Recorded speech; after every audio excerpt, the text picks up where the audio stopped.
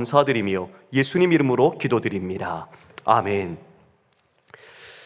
오늘 우리는 이사야서 17장 말씀을 함께 나누려고 합니다. 오늘 본문의 대지의 내용은 다메섹과 에브라임에 대한 하나님의 심판 경고입니다.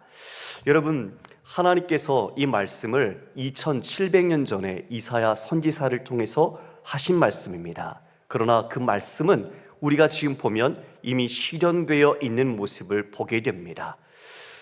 황폐하게 될 것이다 라는 심판의 내용처럼 그 땅이 황폐해지고 그 찬란했던 문명과 꽃피었던 문화가 사라진 모습, 그것은 지금 우리가 역사적 증거로 보게 되면서 하나님의 말씀은 이처럼 온전히 이루어진다는 것을 깨닫게 됩니다.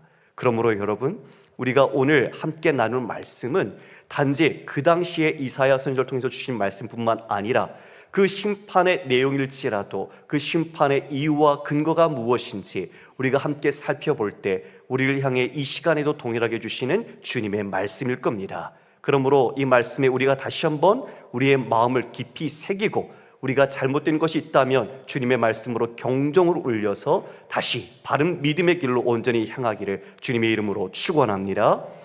오늘 1절 말씀, 2절 말씀입니다. 다메섹에 관한 경고라. 보라, 다메섹이 장차 성읍을 이루지 못하고 무너진 무더기가 될 것이라. 아로엘의 성읍들이 버림을 당하리니 양무리를 치는 곳이 되어 양이 눕되 놀라게 할 자가 없을 것이며. 다메섹에 대한 경고, 여러분, 다메섹은 아람의 수도입니다. 아주 크고 견고한 성이지요. 그런데 지금 그 다메섹이 장차 성읍을 이루지 못하고 황무더기같이 황폐해질 것이라고 말합니다. 여러분, 저를 보시겠습니까? 사람이 무엇인가 쌓는 것, 그리고 무언가를 이루는 건 참 오랜 시간과 노력, 수고가 필요합니다. 그런데 무너지는 것은 일순간입니다. 그럴 때 참 허황되고 마음이 참 무겁고 아프지요. 우리는 그래서 이 말씀 속에 자신의 인생과 우리의 신앙의 길을 비추어 봐야 합니다. 아무리 과거에 내가 신앙의 귀한 은혜로 더 높은 것을 쌓고 하나님의 사랑 가운데서 견고하게 섰다 할지라도 넘어지는 것은 한순간이기 때문이죠. 지금 그렇게 아름답고 꽃피웠던 자기의 영광과 인간의 어떤 지혜 그리고 기술, 이 모든 것이 총망라되었던 다메섹과 같은 그 번영의 수도가 한순간에 흙무더기처럼 다 무너져 내릴 것이다. 인생 열심히 잘 살았는데 마지막에 우리가 무너진다면 여러분, 얼마나 아플까요? 얼마나 그 마음이 고통스러울까요? 지금 이 하나님이 경고의 메시지를 주심은 그 바른 길로 돌이키도록 하나님께서 우리에게 말씀하시는 거죠. 그래서 우리는 이 말씀 속에 우리 자신을 진실하게 비추어 봐야 합니다. 여러분, 우리가 예배드리는 이 아름다운 모습, 그러나 주님은 우리의 모습의 중심을 보시기 때문에 그 중심이 하나님께 올바르게 서 있지 않다면 우리는 참된 예배자가 되지 못할 겁니다. 하나님이 이 자리에 계셔서 제가 아니라 만약 이 자리에서 여러분을 보신다면 여러분 지금 어떻게 하시겠습니까? 다시 한번 자신의 모습 아니면 자세, 이 태도를 올바르게 가지지 않을까요? 그렇죠? 주님 이 자리에 지금 계십니다. 믿으십니까? 예. 그래서 우리는 하나님께 예배하는 겁니다. 지금 이들이 심판으로 인해 무더기가 될 것이다. 아로엘의 성읍들이 버림을 당하리니 양무리를 치는 곳이 되어 양이 눕되 놀라게 할 자가 없을 것이다. 아로엘, 사해 동편에 있는 이 아람의 가장 마지막 남쪽에 있는 변방 도시입니다. 그러니까 지금 다메섹부터 아로엘까지라는 것은 가장 모든 아람의 전체를 이야기하는 거죠. 그 전체가 어떻게 된다고요? 버림을 당할 것이다. 버림을 당하는데 양들이 놀라질 않습니다. 양들이 거기에 있는데 양들이 놀라지 않는 이유는 사람의 인기척이 없다는 거죠. 사람들이 하나님의 심판으로 인해 다 사라진 겁니다. 그러므로 양들조차도 놀라지 않는 그런 폐허, 그렇게 짐승들만이 누리는 그런 장소로 변모될 것이다 말씀하십니다. 에브라임의 요새와 다메섹 나라와 아람의 남은 자가 멸절하여 이스라엘 자손의 영광같이 되리라. 우리 3절 말씀인데요, 우리 세번역 성경으로 좀 보겠습니다. 자막 주시겠습니까? 에브라임은 무방비 상태가 되고 다마스쿠스는 주권을 잃을 것이다. 이스라엘 자손에게 영광이 사라지듯이 시리아에 남은 백성도 수치를 당할 것이다. 만군의 주님께서 하신 말씀이다. 자, 여러분, 지금 여기 에브라임이 나오죠? 에브라임은 북이스라엘 대표하는 지파입니다. 왜 이들이 지금 다메섹, 아람과 함께 더불어서 같은 운명처럼 나타날까요? 이것은 당시 이사야 시대의 역사적 배경과 연관이 있습니다. 여러분 아시듯이 북이스라엘과 아람이 동맹을 맺었죠. 그것은 아수르를 견제하기 위함입니다. 그래서 남유다 아하스에게 자신들과 함께 동조하자라고 제안했지만 아하스는 그걸 거절했죠. 아하스는 아수르를 의지했습니다. 그래서 곧 지금 이 북이스라엘도 그리고 남유다도 다 하나님의 백성이라고 하지만 하나님의 백성답지 못한, 하나님을 의지하는 것이 아니라 이방 세력을, 그들의 힘을, 그들의 군사력을 의지함으로써 자신의 정치적 계산에 따라서 자신들의 행보를 이어가는 것을 보게 되는 거죠.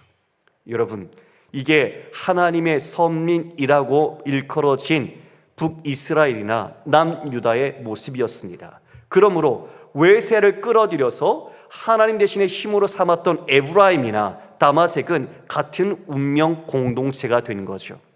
그러므로 이스라엘 자손에게서 영광이 사라지듯이 그들이 하나님의 영광을 누렸고 하나님의 영광을 맛보았었습니다. 언제요? 그들은 출애굽부터 광야의 인도에부터 그리고 가나안의 입성의 그 전복 전쟁까지, 그리고 이어 하나님께 주신 약속의 땅을 누리며 하나님의 은혜 가운데 살았던 백성입니다. 이 백성을 인도하여 내어 예배케 하셨던 하나님의 목적, 그리고 그 가나안 땅을 주셨던 하나님의 정결한 백성으로 하나님의 거룩한 백성답게 살아가도록 하셨던 하나님의 마음, 이 모든 것이 지금 북이스라엘이 그리고 남유다도 다 사라진 겁니다. 말씀을 내려두겠습니다. 이제 그처럼 수치를 당하게 될 것이다. 만군의 여호와의 말씀이니라. 도장을 찍듯 인치시며 반드시 그렇게 될 것을 말씀하시는 거죠. 안타까운 일입니다. 왜 그들이 이렇게 되었을까요? 하나님의 은혜를 누렸고 하나님의 백성이라는 이름을 가졌고 하나님께서 율법을 주셨고 하나님이 특별히 구별하여 사랑하셨던 민족임에도 불구하고 그들은 하나님을 버리고 이방 민족을 자신의 의지와 힘으로 삼았던 그들의 모습, 여러분, 이게 지혜일까요? 정말 그들이 살 길이었을까요? 아니죠. 이제 하나님께서는 이사야를 통해 그날에라는, 즉 그들이 심판을 당하게 될 날, 그 다메섹과 그리고 북이스라엘이 바로 이 아수르로 인해서 침략을 당하게 되고 유린받게 될 그 날을 이와 같이 4절, 7절, 9절 이 석절에 걸쳐 3번에 걸쳐서 하나님의 심판과 형벌이 어떠한 것인지를 말씀해 주십니다. 안타깝죠? 이런 일이 없어야 하는 거죠. 지금 경고하시면, 그 말씀을 듣는다면 그들은 다시 돌이킬 수 있을 것입니다. 4절 말씀 우리 함께 읽어볼까요? 시작. 그날에 야곱의 영광이 쇠하고 그의 살찐 몸이 파리하리니. 예, 야곱의 영광, 이스라엘의 영광이죠. 그것이 쇠할 것이다, 약해질 것이다. 북이스라엘이 그와 같이 자신의 나라의 국력들이 다 연약해지고 병든 것처럼, 그 모든 몸처럼 그들은 점차 없어질 것, 살찐 몸이 파리하게 될 것이며, 5절에 추수하는 자가 곡식을 거두어 가지고 그의 손으로 이삭을 벤 것 같고 르바임 골짜기에서 이삭을 주운 것 같으리라. 추수해서 그 모든 것을 다 베버리고 나면 남는 것이 없죠. 황폐하게 될 것이라고 말합니다. 손으로 이삭을 벤 것 같이 남은 것 없이 싹 걷어가는 것이죠. 마치 그것이 르바임 골짜기에서 이삭을 주운 것 같으리라. 여러분, 르바임 골짜기는 예루살렘 서편 쪽에 있는 비옥한 토지입니다. 그곳에서는 풍부한 농작물이 났고 다윗이 그곳에서 블레셋을 2번이나 물리쳤던 곳입니다. 그런데 그 승리의 장소가 어떻게 될까요? 약탈을 당합니다. 유린을 당합니다. 아수르에게 질밥입니다. 그래서 그 모든 풍요로움이 사라지게 되고 이삭을 죽음같이 될 것입니다. 남는 것이 없어지는 하나님의 이 형벌의 첫 번째 목적은 그들이 자기 영광을 추구한 죄입니다.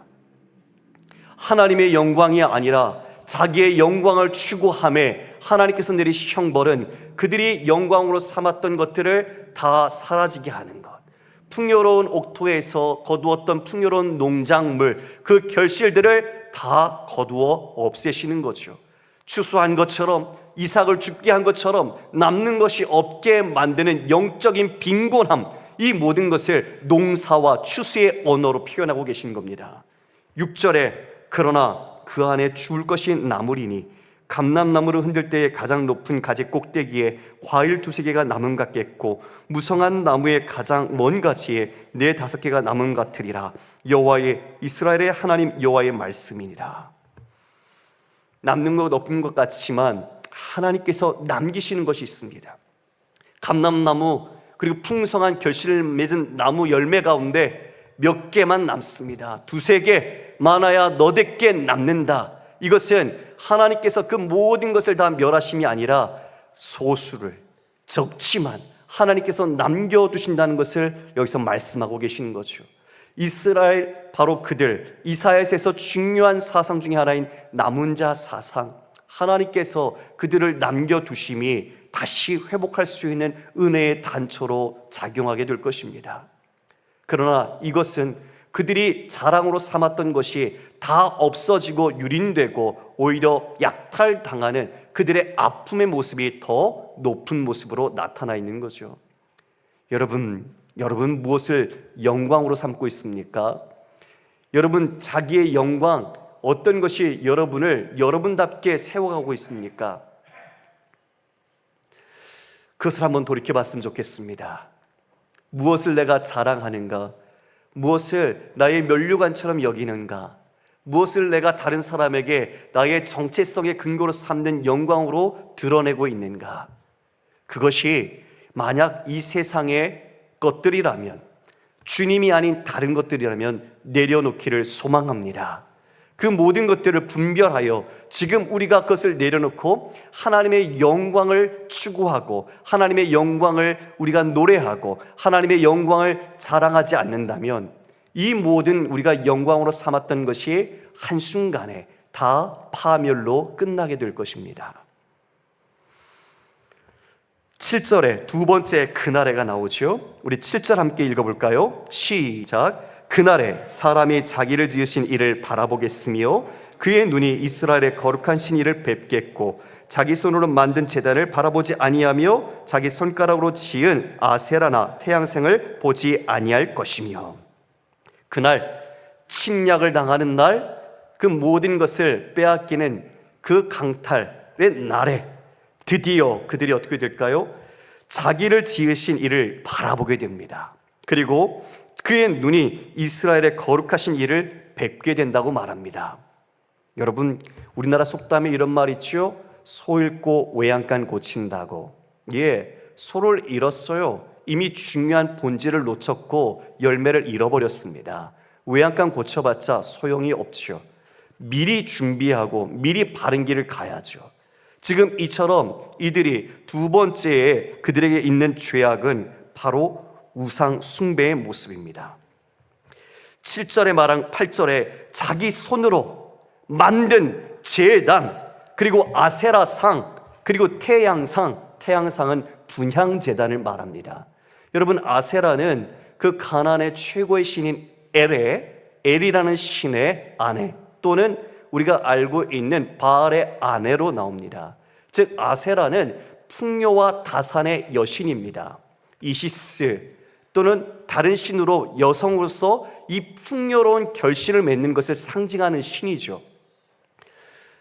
이것들은 산당에서 예배했던 겁니다. 산당 제사에서 나왔던 것들을 지금 하나님께서는 너희들이 손으로 만들어서 하나님 나 대신에 섬겼던 그것들을 이제 너희들이 보지 않을 것이다. 이에 그때야 깨달은 것이요, 자신들에게 위협과 생명이 없어지는 그 위협 속에, 아픔 속에서 드디어 하나님을 바라보고 하나님을 찾게 된다는 것을 이야기해 줍니다. 여러분, 참으로 이런 일이 없어야죠. 아까 드린 것처럼 우리의 인생 끝에 우리가 이와 같이 하나님께 심판을 당하거나 하나님께서 원하시는 것이 아닌 다른 열매로서 우리가 우상 숭배의 모습을 가지고 행했을 때 우리가 당하게 되는 환난과 역경이 있다면 우리는 그때 주님을 바라보겠지만, 주님께 우리가 다시 돌이키겠지만, 여러분, 이미 늦었죠.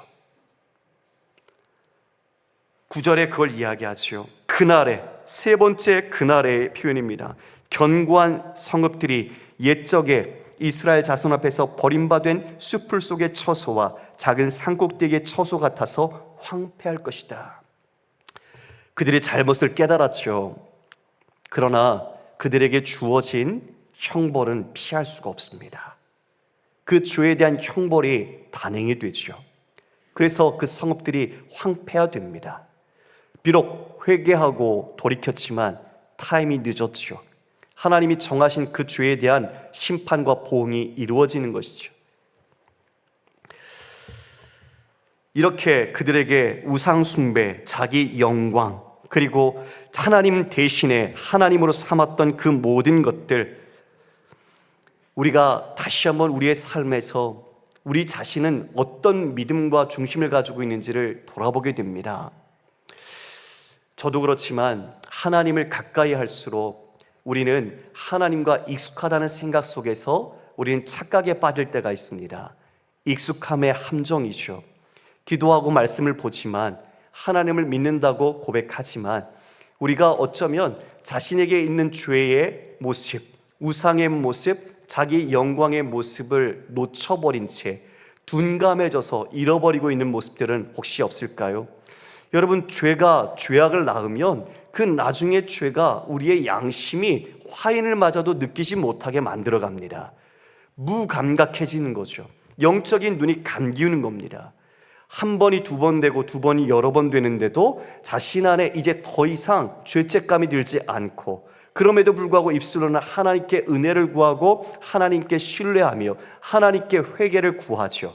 그러나 내 삶의 실질적인 열매, 회개는 이루어지지 않는 모습들이 있습니다. 그래서 우리는 오늘 이 말씀이 중요합니다. 왜요? 여러분, 다메섹은 주전 732년에 아수르의 공격으로 망합니다. 그 다메섹 수도가 다 약탈당하고 아수르는 다시 그들이 일어나지 못하도록 4개의 영지로 나누어서 분할 통치시켜버리고 왕을 죽여버렸죠. 무더기, 진짜 무더기가 되고 말았습니다. 이스라엘은 어떻습니까? 이스라엘도 주전 722년에 그들 또한 멸망하고 말았습니다. 먼저 그 전에 이 아수르가 침략하여 이 이스라엘을 다 폐허로 만들었죠. 그래서 그들은 에브라임 산지와 그리고 사마리아 땅에만 거주할 수밖에 없는 형편이 되었습니다. 마치 추수를 한번 털고 간 것처럼 그렇게 됐죠. 그러나 마지막 이삽죽기를 하듯 주전 722년에 이스라엘을 멸망시켜버렸습니다. 하나님의 말씀대로 지금 폐허가 될 것이다, 황폐할 것이다 대로 그대로 되었죠. 그들이 자기 영광을 일삼고 우상 숭배를 행하고 그들이 하나님을 섬기지 않았던 그 모든 죄, 그것이 역사적 증거로 남아있는 겁니다. 왜 그들이 그렇게 되었을까요? 여러분, 우리 10절을 함께 읽어볼까요? 시작. 이는 내가 내 구원의 하나님을 잊어버리며 내 능력의 반석을 마음에 두지 아니한 까닭이라. 그러므로 내가 기뻐하는 나무를 심으며 이방의 나무까지도 이종하는도다. 그들이 어떤 죄를 저질렀습니까? 그들이 하나님을 잊었습니다. 하나님을 잊었습니다. 어찌 하나님을 잊을 수 있겠습니까? 그들이 어떻게 하나님을 잊었습니까? 여러분, 하나님의 백성이 하나님을 잊었다는 건 더 이상 하나님의 백성이 아니죠. 그런데 분명히 내가 내 구원의 하나님을 잊어버렸다고 말합니다. 형식, 외형, 껍데기만 남은 거죠. 그걸 붙잡고 그들은 하나님의 은혜를 구하며 살아왔던 거죠. 삶은 자신의 뜻대로 자신이 원하는 주인이 되어 이루어 갔는데, 하나님은 그냥 빈 껍데기처럼 붙잡고 가는 명분에 불과했던 거죠. 하나님은 그것을 아시죠. 내가 내 구원의 하나님을 잊어버렸다. 내 능력의 반석을 마음에 두지 않았다. 이에 그들은 하나님 대신에 다른 이종, 이방의 나뭇가지, 아람이죠, 외세지요, 다른 이방인들을 이종하여 심었습니다. 하나님 대신에 하나님의 가지로 붙어 있어야 할 그들이 다른 나뭇가지에 붙어 있는 모습이죠. 결국 그들은 하나님을 잊음으로써 이 심각한 패망의 결과를 초래하게 된 겁니다. 사랑하는 성도 여러분, 왜 이들이 잊게 되었을까요? 왜 하나님을 기억하지 못할까요?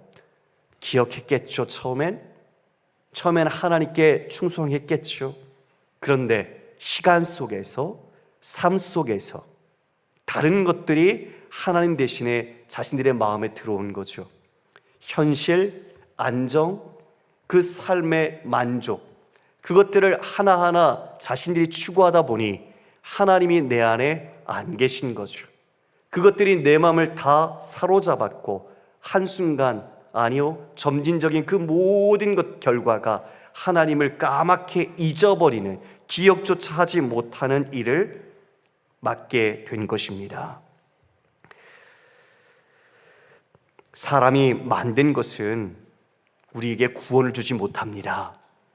여러분, 이걸 기억하십시오. 사람이 아무리 멋지고 훌륭하고 유능한 것을 창조하고 만들지라도 그것이 하나님이 될 수 없습니다. 그것들은 근본적으로 우리와 다르지 않기 때문이죠. 거룩하지도 않습니다. 우리가 인생이 잘 풀릴 때는 그런 것인가? 그것 때문인가? 그러면서 우리가 그것들을 붙잡지요. 그렇게 쉽게 삽니다.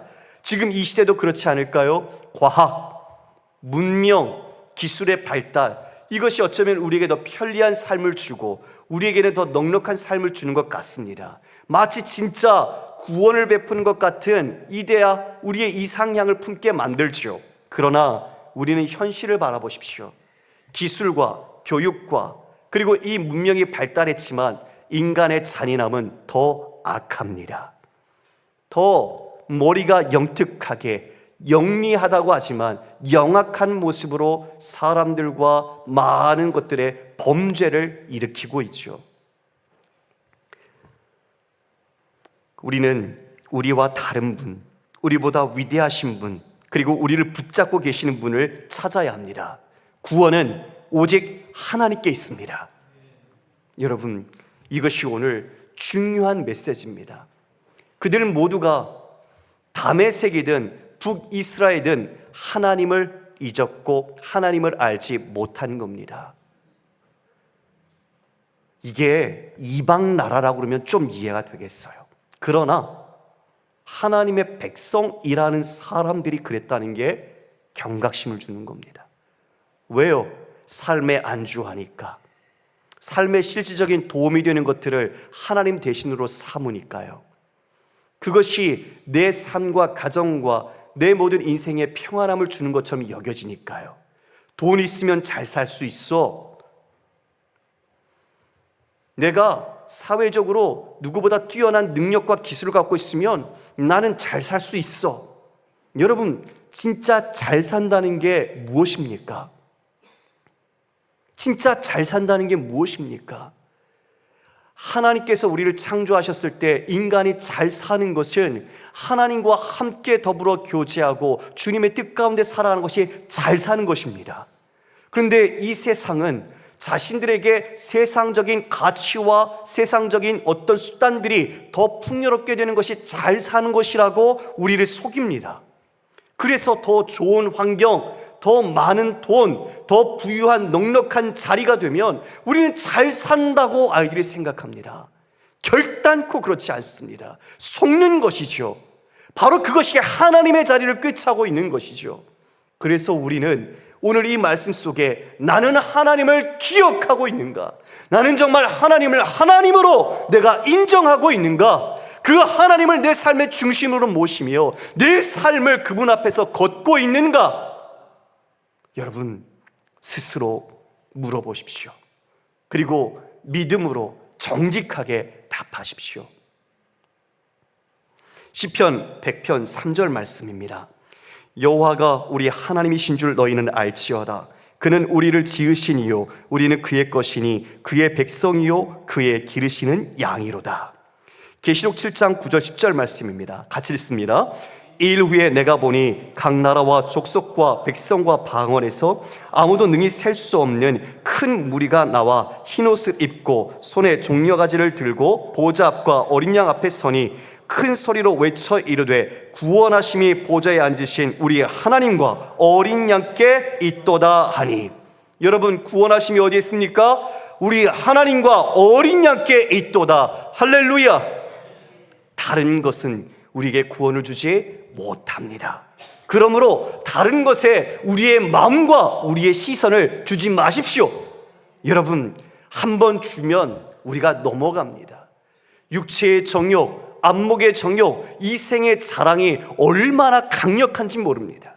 아무리 내 마음을 내 의지와 힘으로 지키려고 해도 우리가 그것을 보고 그것에 마음을 두는 순간 우리는 넘어가게 돼 있어요.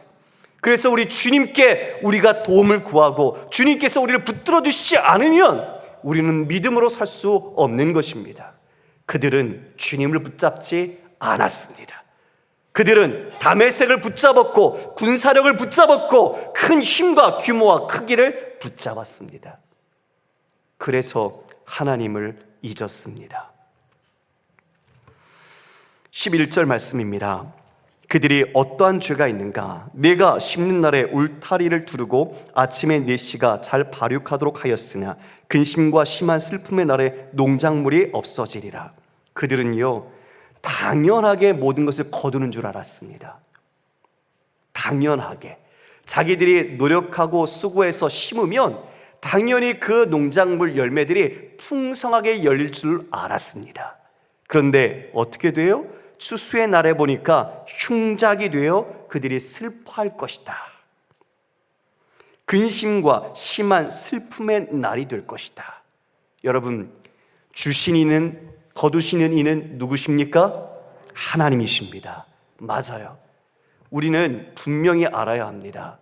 아무리 내가 좋은 기술을 갖고 있고 아무리 더 많은 지식을 갖고 있어서 내가 이만큼 노력하면 이 결과가 당연히 내게 주어질 거야. 아니요. 결과를 주시는 이는 하나님이세요.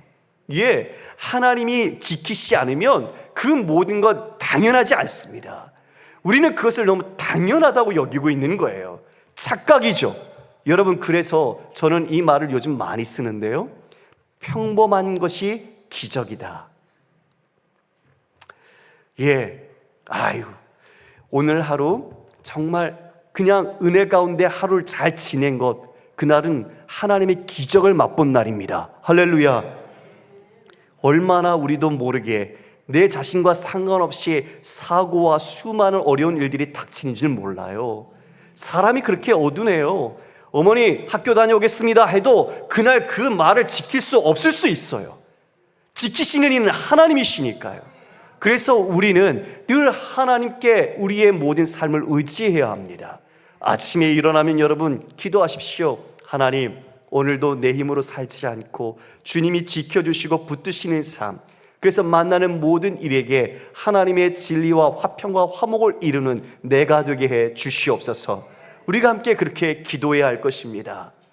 그러나 아침에 눈을 떴는데 오늘 또 회사 가야 되네, 또 학교 가야 되네, 오늘 이 일이 또 나한테 내 마음을 막 옥죄어 오네. 여러분 그러면 그날 누가 주인이 될까요? 그 일, 그 사건, 그게 주인 되는 거예요. 하나님이 그 모든 것을 우리에게 은혜로 선물로 주신 겁니다. 할렐루야. 당연한 게 아니에요. 그런데 우리는 당연한 것을 넘어서 오히려 감사하지 못하고 그것에 하나님의 뜻을 분별하지 못하고 오히려 그렇게 주신 것에 우리가 불평하는 모습을 보게 되죠. 사단은 참 영리합니다. 그래서 수많은 분주한 일을 만들어서 우리를 잊게 만들 수도 있어요. 너무나 많은 경무, 시간에 쫓겨서 일하다 보면 우리의 마음이 여유를 잃죠. 그런데 여러분, 정말 우리가 마음을 두어야 할 일이 무엇인지 기억해야 합니다. 그럴수록, 바쁠수록 우리는 우리 자신의 중심을 하나님께 더 올가매도록 기도와 말씀을 우리가 놓쳐서는 안 됩니다. 할렐루야. 너무 중요해요. 그런데 바쁘다 바빠. 그래서 일에 내 자신이 올가매어져서 일에 끌려다니죠. 그래서 일이 내 주인이 되고 내 우상이 되고 이제 나는 그의 종이 되어버리고 마는 겁니다. 그러다 보니 하나님의 그 은혜와 하나님에 대한 마음을 잊어버리죠. 무엇이 더 중요해요? 일의 결과. 일의 결과가 잘 되면 할렐루야, 일의 결과가 안 좋으면 주님 왜 이러십니까? 아니죠. 진짜 그러면 하나님이 뭐예요? 여러분, 일의 결과가 하나님입니까? 아니요. 중요한 건 그 일을 주신 하나님의 목적을 우리가 놓치지 않고 순종하는 것입니다. 그래서 일의 결과는 하나님이 주시는 거죠. 당연하게 여기는 것이 아니라 우리는 우리가 해야 할 일을 충성할 때 하나님께서는 우리에게 주시고자 하는 선물을 은혜로 주십니다. 지금 그들이 이 모든 것을 당연하게 여겼던 거죠. 그러니까 하나님에 대한 인식이 없어요. 자신들의 노력과 수고면 이룰 수 있는 착각에 빠져 있었던 겁니다. 자, 12절 이하의 말씀입니다. 슬프다. 많은 민족이 소동하였을 때 바다 파도가 치는 소리같이 그들이 소동하였고 열방이 충돌하였을 때 큰 물이 몰려옴같이 그들도 충돌하였도다.